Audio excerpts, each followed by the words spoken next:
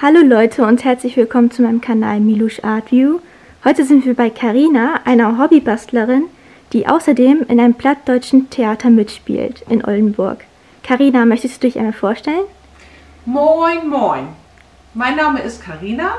Ich bin 51 Jahre alt, wohne in Karköl und wie Milo schon gesagt hat, bastle ich gerne und spiele in einem plattdeutschen Theater mit, das sich die Oldenburger Twarslöbers nennt. Genau. Carina, du bist ja Hobbybastlerin. Was bastelst du überhaupt so? Ich bastel Geburtstagsgeschenke, Hochzeitsgeschenke, dann bastel ich Fensterbilder. Oh, wow. Ja, also so in die Richtung geht das. Oder kleine Geschenkverpackungen, große Geschenkverpackungen. Also alles, was man sich so beim Basteln vorstellen kann. Genau. Wollen wir uns das einmal ansehen? Ja, das können wir gerne machen. Super. So Leute, wir sind jetzt in Carinas Arbeitszimmer und das sieht schon sehr kreativ aus.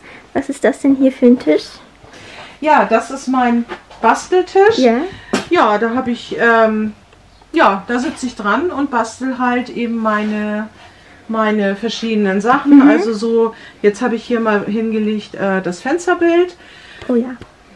Genau. Sehr schön aus. Klebt man das dann einfach so ran oder? Nee, das ist jetzt so. Moment, so. Also das ist jetzt so. Ich habe das jetzt einfach hier mal nur so rauf gemacht. Aber normalerweise kann man das auch. Wow. Na, dann hakt das hier. Normalerweise kann man das ja auch so mit dem Band dann ans Fenster hängen. No? Echt schön aus. Wie machst du das denn überhaupt? Malst du das erstmal auf oder hast du so eine... Nee, also ich suche mir die Bastellagen im Moment bei Pinterest raus. Ja. Und ja, und dann drucke ich mir das aus. Und dann nehme ich mir hier aus meiner Werkzeugkiste. Oh ja, das ist ja alles drin. Ja. Ganz viele Sachen. Ja, also Stifte, Kitter, genau. Jetzt zeigt uns einmal Carina ihren kreativen Prozess und wie sie das alles macht, was sie dafür benötigt. So, hier ist schon eine Schublade offen mit ganz vielen Sachen. Was ist denn? Ah, ein Zirkel? Ja, das ist ein Zirkel. Wenn ich zum Beispiel diese Schachteln bastel, dann ist es halt so, dass ich für diese Aussparung hier, da setze ich hier oben einen Zirkel an, mache einen Kreis, einen Halbkreis und dann schneide ich den aus. Und dann wird das halt immer gleichmäßig. Noch mehr sogar. Ja, das ist, genau, die habe ich in verschiedenen Größen, mit verschiedenen Karton, Papier gebastelt. Ich habe hier auch noch so eine Teekanne drin. Wow. Ne? Also.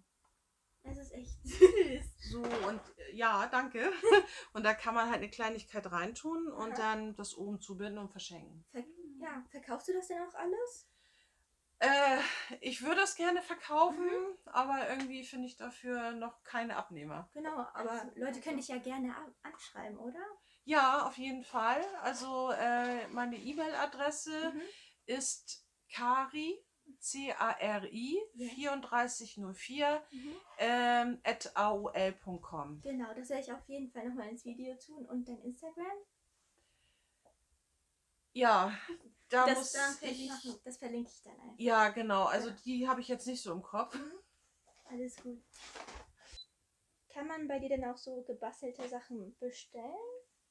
Also auf Anfrage gerne. Also wenn jemand eben nicht so kreativ ist und irgendwie ein Geschenk für einen Geburtstag oder eine Hochzeit braucht, ja, kann man mich gerne anschreiben. Ja, entweder per E-Mail oder auf WhatsApp. Und dann kann man drüber sprechen, was man sich so vorstellt. Und ich habe auch Fotos von Sachen, die ich schon gebastelt habe. Es wäre dann natürlich so, das würde nicht 1:1 aussehen, wie das, was ich dann zeigen würde, aber so in der Art. Und mir kommen dann auch spontan halt die Ideen, dann, wenn ich mit den Leuten spreche, wie ich was dann gestalten würde. Du hast gerade über Hochzeiten auch gesprochen. Was machst du denn dafür? Also was bastelst du für die? Ja, also praktisch eben meistens waren es Geldgeschenke Oh ja. und die habe ich dann halt, ja, in verschiedene Formen dann gebracht. Also das letzte, was ich jetzt gemacht habe, war so ein Bilderrahmen, Mhm. aber also in der größeren Größe, und da habe ich dann Seidenpapier verbastelt zu Blumen und Geld damit reingemacht. Das sah dann halt aus wie so ein Blumenkranz, und dann kam da halt noch in goldener Schrift die Namen rein, das Hochzeitsdatum und ja, also Das sowas ist sehr dann. cool. Ne? Und das wurde bei dir bestellt, sozusagen. Nein, das wurde nicht bestellt. Eine Kollegin von mir Ja. hat geheiratet, und dann habe ich halt auch auf Instagram geguckt, und das fand ich halt total schön, auch von den Farben. Ja, und dann habe ich das mit meiner anderen Kollegin besprochen, und dann ja, habe ich da aber auch wirklich, ja, ich sag mal so zusammengefasst, bestimmt 4, 5 Tage dran gesessen, bis ich das alles so hin hatte. Ah, okay. Aber es werden ja noch Fotos kommen, da kann man das dann sehen. Genau, Leute. Lässt du dich gerne auch von den sozialen Medien inspirieren beim Basteln oder hast du so deine eigenen Ideen? Zum einen suche ich mir natürlich für solche Cutter-Geschichten und so die Sachen schon irgendwie dann bei Instagram oder bei, Quatsch, nicht Instagram, bei Pinterest raus. Ah, ja.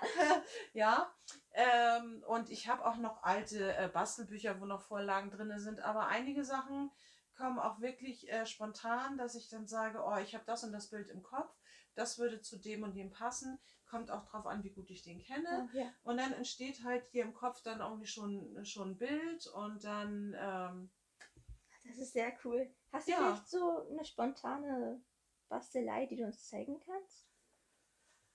spontane Bastelei. Also wie du siehst, habe ich hier ganz viele verschiedene Sachen. Papiere und überhaupt und so. Lass mich mal kurz sehen. Ah ja, du hast noch mehr Schubladen sogar. Ja, hier, ich habe das versucht so ein bisschen zu ordnen, Ja. weil ich ja auch mit in verschiedenen Formen und Größen irgendwie was mache. Dafür braucht man bestimmt eine stille Hand. Ja. Ja, ich meine, also, wenn ich das jetzt wirklich perfekt machen wollen würde, dann würde ich das ausstanzen. Da gibt es ja auch so verschiedene Geräte dafür. Hast du eins? Nee, Nein. nein, das habe ich Okay. nicht, Ja. weil mir das ehrlich gesagt noch zu teuer ist. Ja. Und ich das lieber so mache, weil ja, das macht mir mehr Spaß, und ich kann dann da auch so ein bisschen bei abschalten und Du machst das auch so zur Entspannung dann. ja, genau. Cool. Ja, um mal den Kopf frei zu kriegen. Und wie lange bist du schon beim Plattdeutsch-Theater? Seit 2013. Oh, schon so lange, wow. Ja, also also Plattdeutsch ist ja so eine Spruch, die ist nicht mehr ganz so aktuell. Ja. Und ich kenne das von meine Großeltern, die Herr Plattdeutsch schnackt, mit meine Öllern. Und ja. Und ich ja, habe das immer gaut gefunden, und dann hat sich die Gruppe der Oldenburger Dwarslöbers, die hat sich zusammen Ton und ja, und da habe ich dann mal angefragt, wie das ist, ob die noch Spalers sollten, und ja, und dann ja, bin ich da so reinschlittert. Ich spreche jetzt aber wieder Hochdeutsch. Das war aber sehr cool. Und ja, und dann habe ich bin mit jemand anders zusammen angefangen, mit Greta, und wir beide waren dann erst so für na sag mal schnell, so für Hintergrundarbeiten, also in Spezienz und sowas alles gedacht, weil die schon genug Spieler hatten, und dann haben wir aber eine kleine Nebenrolle gekriegt in dem Stück. Jetzt komme ich nicht mehr auf den Namen, aber okay, das ist ja jetzt auch nicht so dramatisch. Ja.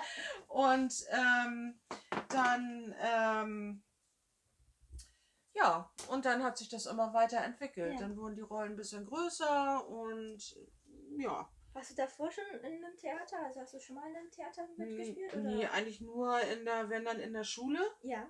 dass ich da so ein Schultheater, dass ich da so ein bisschen mitgespielt habe, wenn jetzt so Weihnachtsfeiern oder irgendwie sowas Genau, waren. Ne? Krippenspiel auch? Was? Krippenspiel? Ja. Nee, sowas gab es nicht bei uns. Nein, nein. Nein. Wow. Nee, also es gab halt die normalen Weihnachtsfeiern Okay. von der Schule und da gab es dann halt Theaterstücke und da habe ich dann halt auch mal dann so mitgespielt.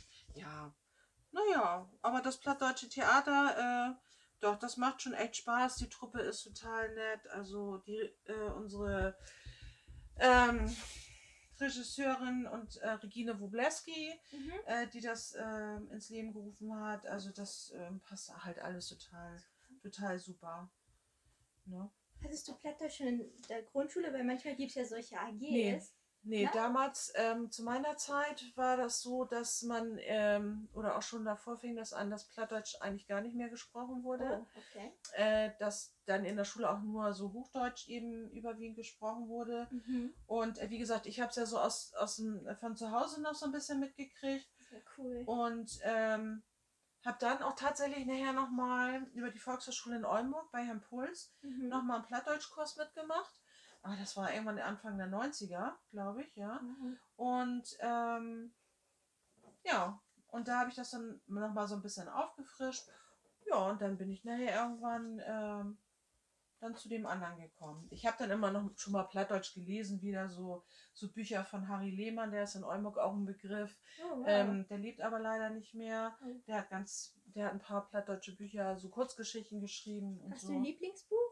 Wenn, dann lese ich mal was so von Harry Lehmann oder mal von Matthias Stürwohl. Der ist auch, der schreibt auch ganz lustige Kurzgeschichten. Ja, also da gucke ich dann halt mal rein. Und voll schnell. also das wäre auf die Schnelle mal was Kreatives. Ah, das ist sehr cool. Und das schenke ich dir dann auch. Und vielen Dank. Also so kommt das dann, ne? Dann fällt mir noch dieses und jenes dazu ein. Echt cool, so kreativ zu sein. Ja, danke. Ja, es macht halt eben auch Spaß, ne? Also, und man muss da schon irgendwie so ein bisschen auch einen Draht zu haben, ne? Sonst, ich glaube, wenn etwas Spaß macht, dann macht man es auch gerne. Ja, doch.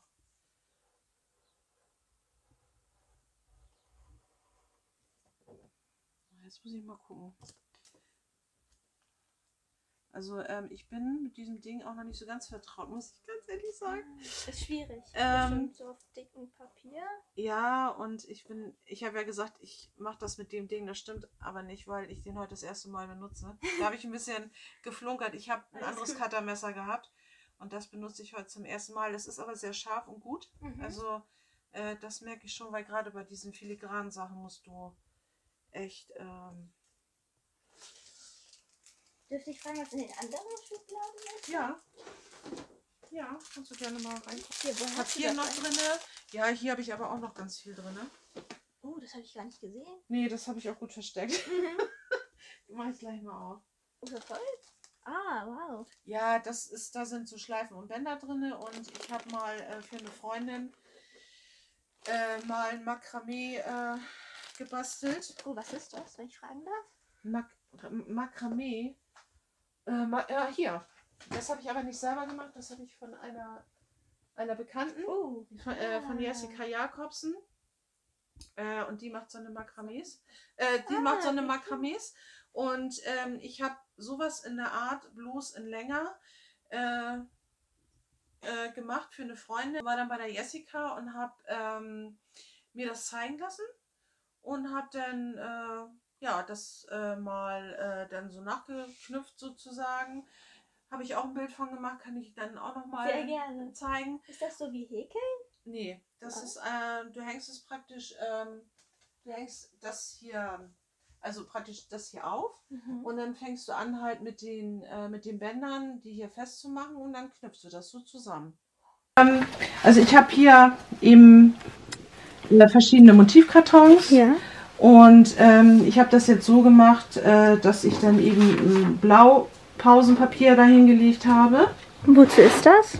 Damit das durchdrückt. Ah, okay. Das drückt dann durch und das würde dann... Ja, steht mein Freund da vorne, auch nicht schlecht.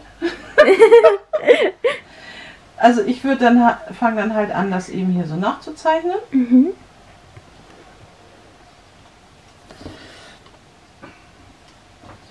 Machst du das einfach so, wenn du mal Lust hast, oder machst du das gerne täglich? Nee, ich mache das eigentlich nur, wenn ich Lust habe. Ja. Na, also täglich schaffe ich das nicht. Mhm. Ja. So. Also so male ich das dann halt praktisch danach. Mhm. Das sieht sehr cool aus. Und dann sieht das halt dann so auf dem... Und das ist das Endprodukt sozusagen. Genau, das ist dann das Endprodukt, ne? Mhm. Ja, und das schneide ich dann halt... also den habe ich jetzt ganz neu. Mhm. Gekauft bei Amazon. Ah, und das ist dieser Cutter. Genau. Und damit fange ich dann an, das auszuschneiden. Da bin ich nicht ganz auf der Linie, aber das ist ja egal. Ja, und so. Und wie lange dauert das eigentlich mal so? Ja, bei dem bestimmt halbe Stunde bis Stunde bei dem Bild. Es kommt halt immer drauf an, welche Größe und wie filigran das ist. Mhm. Ja, Okay. so kann man ungefähr rechnen. Ja, und dann hast du, sieht das dann von der Seite auch dann nachher schon so aus. Mhm. Ne? Also praktisch so ist es von der Seite. Wenn man es dann umdreht, ist schon das Muster drauf. Ja, Das ist deswegen cool. arbeite ich auch gerne mit so einem bedruckten Fotokarton, sag ich mal, weil da hat man das dann, das sieht dann halt auch mal anders aus und ein bisschen netter, finde ich zumindest. Ja, also genau. Und wie gesagt, dann kann man das entweder hier so reinmachen oder irgendwo anders noch raufkleben. Also, ne? Ja, Genau, okay. So, während dem Film habe ich immer diesen blauen Sack hier gesehen. Was ist denn da so drin? Ja, in diesem blauen Sack sind, ja, hier sind jetzt Sitzkissen drin, die zu der Oldenburger, zu der Zeltgemeinschaft der Oldenburger Gilde gehören. Mhm. Oh. Oh, und, wow, du puzzelst? Ja, also ich bin da eigentlich jetzt nicht drin, aber mein Freund ist da drin, der ist Zeltvater. Und ja, und das können wir jetzt aber auch gerne mal zur Seite räumen. Weil eigentlich, ja, finde ich, gehört das woanders hin, aber es muss leider Ach, hier alles gut. gelagert werden. Ich sehe da auch ein Backbuch. Backst du auch gerne? Nee. Nein? Ich back nicht gerne. Nein, also ich habe das, naja, wie das so ist, wenn man dann nachher so dann auszieht von zu Hause, Ah, ja. dann ne, kauft man sich mal das ein oder andere Kochbuch oder Backbuch und dann, Natürlich. ja.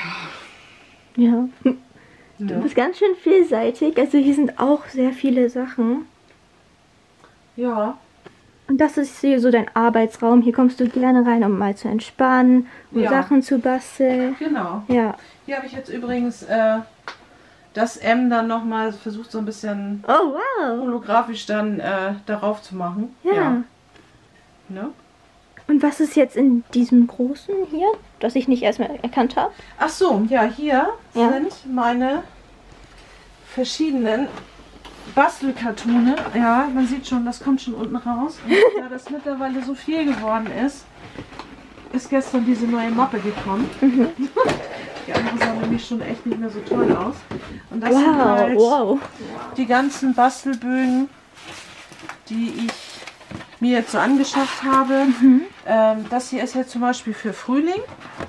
Ah, da ist auch so saisonelle Sachen. Ja, also ich habe, genau, das hier ist jetzt zum Beispiel Frühling. Das war jetzt für den Herbst. Ja, ne, und dann mal was Maritimes oder sowas. Ah, ja.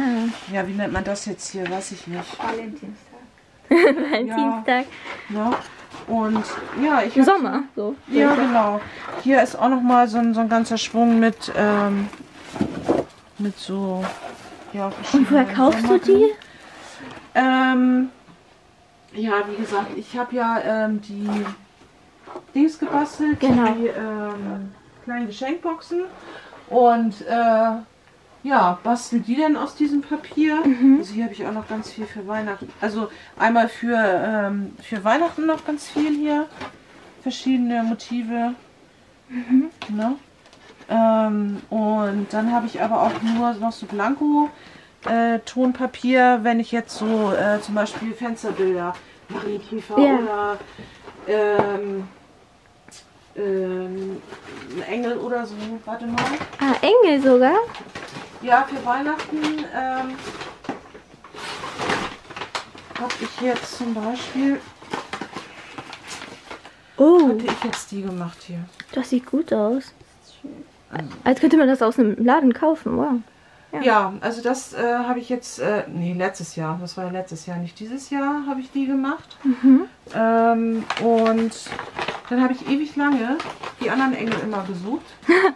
Ja, tatsächlich. Und durch den Umzug sind die, habe ich die jetzt irgendwie wiedergefunden. Die sehen dann zum Beispiel so aus. Wow. Na, und ich mache das dann auch beidseitig, damit das dann, finde ich, schöner. Ja, finde ich auch. So eine Seite weiß ist nicht so gut. Genau. Und da habe ich mal eine Zeit lang ganz viele von gemacht. Und dann habe ich da auch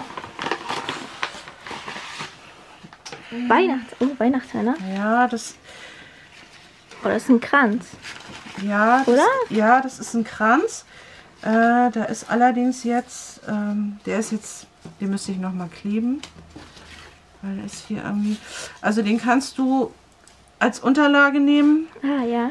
Für...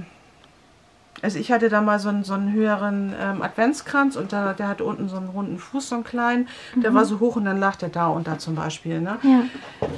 Du kannst dir das auch an die Wand hängen oder keine Ahnung. Ja. Ne? Also das ist, ja. Cool, ja. Und dass es noch so hält. Ist auch cool, dass es so lange hält.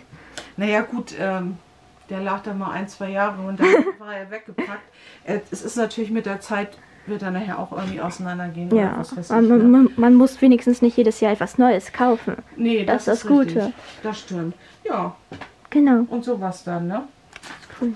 Leute, unterstützt auf jeden Fall Carina und schreibt auch in die Kommentare, falls ihr Fragen an sie habt. Und schreibt sie auch unbedingt an. Ich werde nochmal ihre Seiten alle verlinken. Falls ihr irgendwas gebastelt haben möchtet oder falls ihr keine Ideen habt, dann kann sie euch vielleicht eine Idee empfehlen und euch das dann geben. Genau. Das nochmal all die Sachen.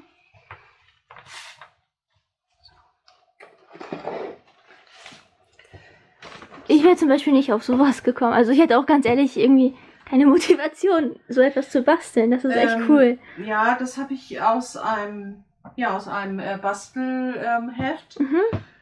Da waren diese beiden Sachen drin. Und normalerweise ist das eigentlich auch ein Kranz. Die kann man eigentlich auch so... Warte mal, irgendwie so zusammenkleben. Dann würde das irgendwie so aussehen. Aber ich fand die einzelnen eigentlich schöner. Ja, also dann würde das dann so aussehen nachher, ne? Ja. Wir haben jetzt so viele Sachen gesehen, die du machst und bastelst. So viele Sachen. Kannst du uns nochmal sagen, woher du das alles bekommst? Also deine Instrumente? Ja, also ich habe jetzt tatsächlich vieles bei Amazon bestellt. Ja, weil du da einfach eben wirklich eine große Auswahl hast. Es ist aber auch so, ich kaufe aber auch tatsächlich einige Sachen bei Speckmann und Vetter oder bei der Hobby in Oldenburg. Ja, genau. Es gibt ja auch noch die lokalen Geschäfte eben zu unterstützen. Aber wie gesagt, wenn es mal schnell gehen soll, und alles haben die dann auch nicht, dann bestelle ich halt bei Amazon. Genau. Und du lässt dich einfach so gerne mal inspirieren und sonst hast du immer deine eigenen Ideen. Ich finde das sehr cool. Und ich hatte das jetzt nicht so ganz mitbekommen, hier packst du Geld rein oder? Du kannst hier Geld reinpacken, Naschis oder auch die Teelichter. Also ich mache das halt auch. Oder jetzt zu Weihnachten hatte ich ja auch ein paar Kerzenpartys und dann habe ich hier halt 2, 3 Teelichter reingelegt, die kriegen die Kunden und Gastgeberinnen dann immer als Geschenk. Genau, Leute, wenn ihr sowas haben möchtet, dann schreibt gerne in die Kommentare oder schreibt Carina auch sehr gerne mal an und unterstützt die dabei. So, das sind nochmal hier die Sachen. Was ist denn in der untersten Schublade, wenn ich fragen darf? Ach so, in der ganz untersten Schublade, ja, warte mal. da habe ich, ja, ich sage ja, hier reagiert das kreative Chaos. Genau. Hier habe ich jetzt nochmal so eine Heißklebepistole, Stifte, die brauche ich ja manchmal auch. Oh ja, diese Glitzerstifte kenne ich. Oder was ist Was das zum hier? Ausstanzen. Glitterdeko. Ah ja. Ja, habe ich noch nicht benutzt, aber wie das manchmal so ist, dann siehst du was. Nimmst es mit. Genau. Ja. Sehr Ja. cool. Hast du bestimmte Stifte? Malst du auch gerne? Zeichnest du auch gerne? Nee, also das jetzt nicht. Nein. Nee, also zum Beispiel die Buntstifte und so, die habe ich tatsächlich dafür, um dann hier so die Gesichter und so zu malen, ne? Oh, das hast du Oh, wow. Okay. Ja, ja, das ist aufgemalt, ne? Cool. Also, ja. Ja. Aber, nee. Nee, also das jetzt nicht. Vielleicht würde ich das irgendwann mal ausprobieren mit Malerei, aber Zurzeit lieber basteln. ja, genau. Das ist cool. Ne? Und wie viel würdest du so anbieten zum Beispiel für, sagen wir jetzt mal, für so ein Fensterbild? Also wie viel kostet das? Also ich kann dir jetzt sagen, was ich hierfür nehmen würde, für so eine Schachtel. Ja, gerne. Die würde, egal welche Größe, 1,50 kosten. Wow, okay. Ne? Das ist ein sehr guter Preis. Und ja, für das Fensterbild kann ich jetzt ehrlich gesagt im Moment gar nicht sagen, weil ich mir da jetzt noch nicht so die Gedanken drüber gemacht habe. Also ich denke mal, ja, vielleicht für das Kleine jetzt 2 bis 3 Euro. Ich kann es nicht sagen. Ne? Dafür kann man dich ja anschreiben. Ja, genau. Genau. Ne, also das kommt drauf an, denke ich mal. Ne, ob das vielleicht auch eben nur das eine ist oder ob ich mal so ein Mobile mache, das ist ja auch, Genau. ne, und wenn ich das jetzt so machen würde, natürlich noch ein bisschen hübscher, dann wird es auch ein bisschen teurer werden, weil der Rahmen ja halt auch was kostet. Ne? Ja, da ist viel Arbeit auch drin. Ja. Das ist nicht gerade so einfach. Ja, das lasse ich immer so ein bisschen außer Acht. Ja, aber es ist, das stimmt natürlich schon. Arbeit ist natürlich schon auch nicht dabei, ne? Ja, das stimmt.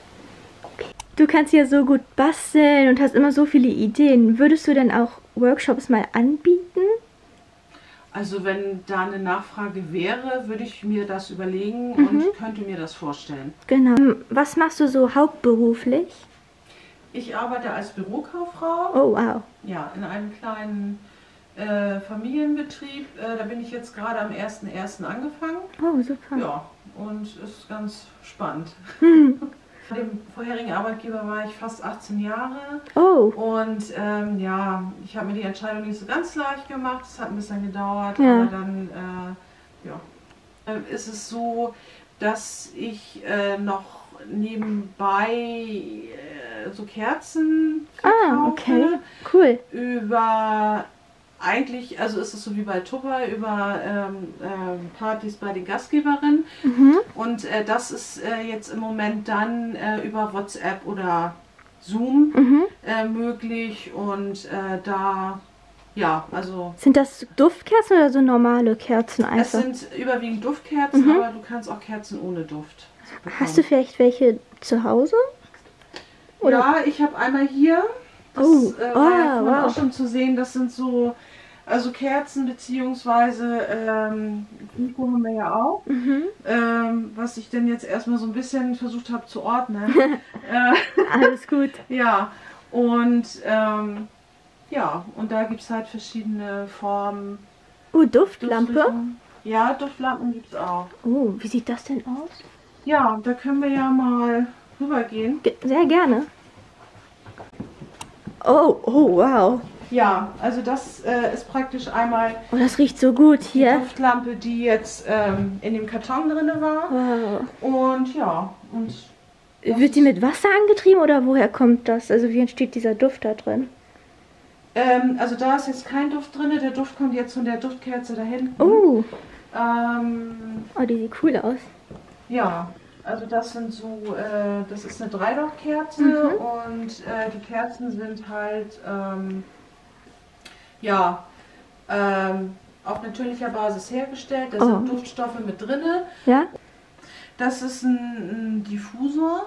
Da kannst du praktisch Wasser reinmachen und dann ein paar Tropfen von diesen Duftölen und dann bildet sich da so ein Wasserdampf und das verteilt sich dann im Raum. Und wie Also bist so. du dazu gekommen? Durch Freunde oder? Nee, ich wollte ein bisschen Geld nebenbei verdienen. Ah ja, Und genau. kannte Partylight vorher schon als Kundin. Ja, Ja, und dann habe ich da mal angeschrieben. Ja, wieso nicht? Und habe eigentlich gedacht, ach naja, ja, und dann kriege ich schon einen Anruf von meiner Bereichsleiterin jetzt. Ja. Und ja, und so bin ich da seit 2016 dann dabei. wow, schon so lange, wow. Ja. Oh, was ist das denn? Das hier? Das gehört mit zu den flammlosen Düften. Das ist einmal hier fürs Auto. Den Oh, fürs kannst Auto du, sogar. ja, praktisch machst du das hier rein. Und dann kannst du das kannst du das praktisch im Auto an der Lüftung oder so anmachen. ja. Und hier sieht man, dass man das auf und zu machen kann. Mhm.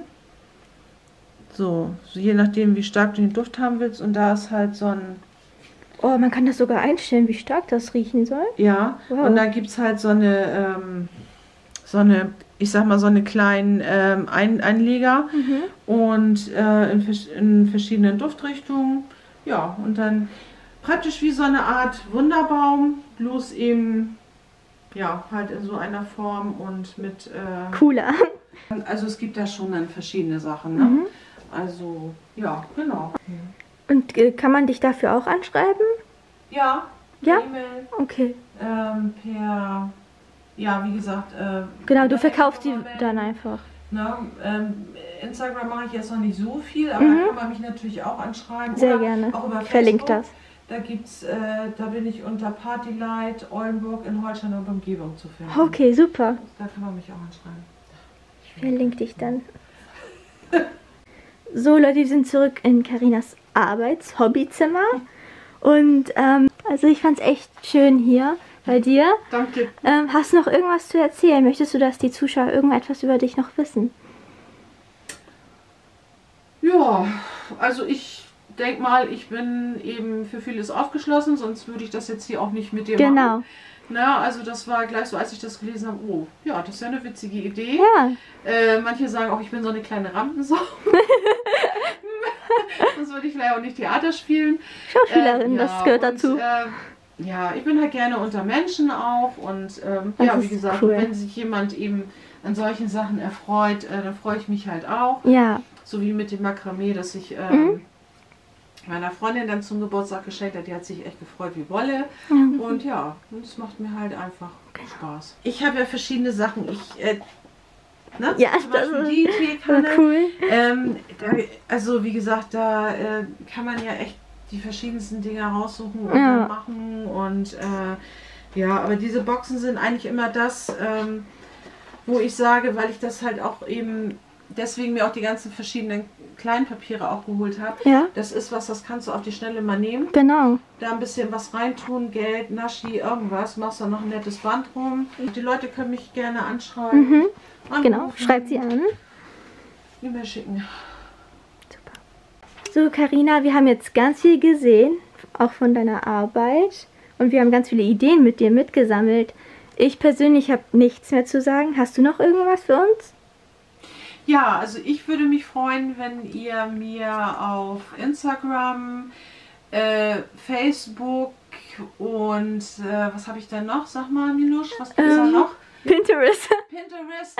Ja, stimmt, da bin ich tatsächlich auch. Oh, ja? Wow, okay. Ja, habe zwar noch nicht viel reingestellt, aber das werde ich dann jetzt mal tun. Super. Also wenn ja. ihr mir da folgen würdet und auch Likes hinterlasst und Kommentar hinterlasst, dann würde ich jemanden auslosen, der das von mir gebastelt bekommt. Super. Und da kann man dann ja auch drüber sprechen, ob das in Weiß sein soll, eine andere Farbe. Ich habe ja, wie gesagt, ganz viele verschiedene Ja, das Farben stimmt, Leute. Große Auswahl. Ja.